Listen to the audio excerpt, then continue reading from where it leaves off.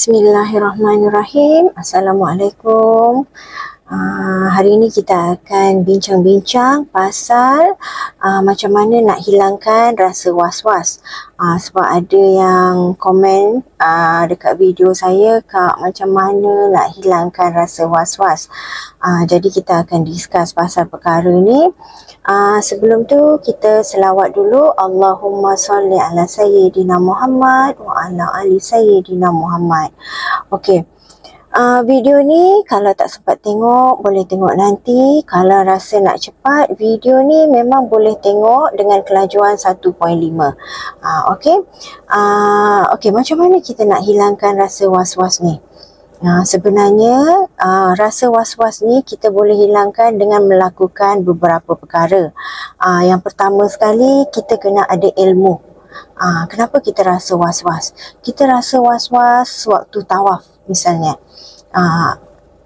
Cukup tak ilmu kita berkenaan dengan rukun tawaf, syarat sah tawaf, apa yang membatalkan kita punya tawaf, apa yang menyebabkan kita kena dam.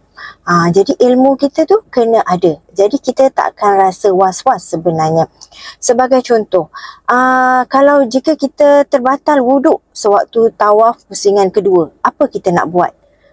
Apa kita nak buat? Kita perlu berhenti, ambil wuduk dan sambung semula di mana pusingan kedua tersebut. Okey, kemudiannya contoh kedua untuk hapuskan rasa was-was sewaktu tawaf, kita telah tawaf tapi kita tak pasti kita 7 pusingan ataupun 6 pusingan. Jadi dengan ilmu yang kita ada, okey, kalau kita tak pasti, tambah lagi 1 pusingan. Bermakna kita dah pasti itu 7. Setelah pasti dan yakin, baru kita boleh ke sa'i pula. Jadi dengan ilmu kita akan hapuskan rasa was-was kita. Okey, dalam solat misalnya. Ini saya harap yang tonton video ni hanyalah perempuan. Okey, dalam solat perempuan misalnya keputihan ataupun kita panggil kentut vagina, kita faham tak perkara itu dan apa yang melibatkan kita dan apa yang menyebabkan kita batal, apakah hukum dia. Jadi kita kena faham betul-betul keputihan tu apa yang menyebabkan kita putus kita punya wuduk. Okey, boleh tak kita solat sunat selepas tu? Ataupun kalau kentut vagina, betul ke? Apa rasa sebenarnya kentut vagina itu? Adakah dia keluar daripada luar ataupun keluar daripada dalam? Ini kita akan discuss semula dalam video lain. Jadi kita kena faham. Kentut vagina ni semula, saya pendekkan. Kentut vagina ni sebenarnya dia ada dua.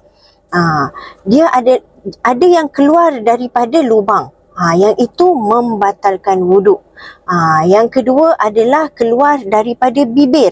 Hanya angin yang terperangkap pada bibir kita saja, bibir vagina kita, bibir bawah kita tu. Jadi yang itu angin dia terkeluar dan bukannya daripada lubang. Yang itu tidak membatalkan solat kita, tidak membatalkan wuduk kita. Jadi kita kena faham betul-betul ilmu-ilmu ni. Jadi itu saya kata yang pertama sekali, untuk menghilangkan rasa was-was kita kena ada ilmu. Okey, saya bagi contoh tawaf, saya dah bagi contoh tentang wuduk. Okey, contoh ketiga adalah misalnya kita dah habis dalam umrah, kita dah habis tawaf, kita dah habis sa'i, kita nak tahallul. Okey, tapi dalam hati kita, okey, tahallul ni kita nak buat dekat mana? Kita nak buat sekarang ke? Atau macam mana kita nak tarik rambut? Berapa banyak rambut yang kita perlu tarik? Berapa banyak rambut yang perlu kita potong? Jadi jangan nanti sampai dekat hotel, sampai dekat rumah, dah sampai Malaysia, cukup ke rambut yang hari tu saya ambil untuk potong? Jadi kita kena faham berapa helai rambut perlu kita potong, berapa panjang kita perlu potong. Jadi kita nak hilangkan rasa was-was yang akan datang atau rasa was-was yang sekarang, kita kena ada ilmu. Okey, yang pertama ilmu. Kedua adalah niat. Setiap kali kita rasa was-was, kita betulkan semula niat kita. Kita ingat balik niat kita. Okey, misalnya kita was-was dalam solat. Kita was-was dalam solat, kita tak pasti ni rakaat ketiga atau rakaat keempat. Okey, kita yakin kita akan tambah lagi satu rakaat. Okey, kita dah tambah satu rakaat. Waktu kita nak tambah satu rakaat, kita betulkan niat. Ini adalah solat isyak 4 rakaat. 4 rakaat, okey, tambah lagi satu. Selesai. Berbalik kepada niat kita. Okey, perbetulkan niat kita. Apa yang kita buat jika kita rasa was-was, perbetulkan niat kita. Ulang balik dalam perasaan kita, dalam hati kita. Kalau boleh diucapkan dengan mulut, ulang balik niat kita. Jadi kita akan mendengar, telinga kita akan dengar, akan masuk kepada otak kita juga. Dia akan proses melalui semua deria. Jadi lepas tu kita akan lebih yakin. Okey. Yang ketiga adalah persediaan. Okey. Ini misalnya kalau kita was-was, saya bagi contoh apa ya. Okey, was-was kita nak pergi umrah ni. Kita was-was nak tinggalkan anak. Macam mana nak tinggalkan anak? Anak kita ni boleh ke kita tinggalkan? Okey, yang ini kita nak hapuskan was-was dengan bersedia betul-betul. Contohnya kita dapat tarikh waktu bukan cuti sekolah. Okey, kita sediakan. Kita dah siap bayar. Van sekolah. Okey, siapa yang hantar anak? Siapa yang ambil anak? Siapa yang akan duduk dekat rumah kita untuk temankan anak selama 2 minggu tu? Kemudian apa buat kalau kalau tiba-tiba anak sakit, kad klinik anak semua sediakan. Okey, nombor emergency. Lepas tu bagi tahu anak kita akan pergi umrah, jam berapa waktu Malaysia kita akan call. Jadi kita yakin anak seronok, anak pun faham kita pergi ke mana. Jadi rasa was-was tu akan hilang sendiri. Sebab apa? Kita dah bersedia sepenuhnya. Okey. Rasa was-was persediaan ni saya bagi satu contoh sajalah ya. Yang keempat, kita kena berdoa. Banyakkan berdoa. Ya Allah, ya Tuanku, hapuskanlah rasa was-was dalam diri. Betulkan niat dan berdoa. Betulkan niat dan berdoa. Okey, kemudiannya kita akan discuss pasal amalan-amalan untuk menghapuskan rasa was-was. Okey, apa amalan yang kita boleh buat untuk hapuskan rasa was-was? Tadi. Pertama, zikir. Zikir yang paling penting untuk hapuskan rasa was-was adalah zikir penghapus dosa. Astaghfirullahalazim, astaghfirullahalazim, astaghfirullahalazim, astaghfirullahalazim. Nak pendek, astagfirullah, astagfirullah, astagfirullah. Ulang-ulang di bibir. Jadi kita ulang-ulang, insya-Allah di samping menghapuskan dosa, terhapus juga rasa was-was dalam diri kita. Okey. Yang kedua adalah ini salah satu amalan yang baik. Okey, membaca surah An-Nas. Surah An-Nas ni adalah tentang manusia, maksud dia pun manusia. Okey, ayat pertama sampai ayat ketiga adalah adalah menceritakan tentang hakikat ketuhanan, menceritakan tentang Allah Subhanahu Wa Taala, kebesarannya. Ayat keempat hingga keenam pula adalah menceritakan tentang apa?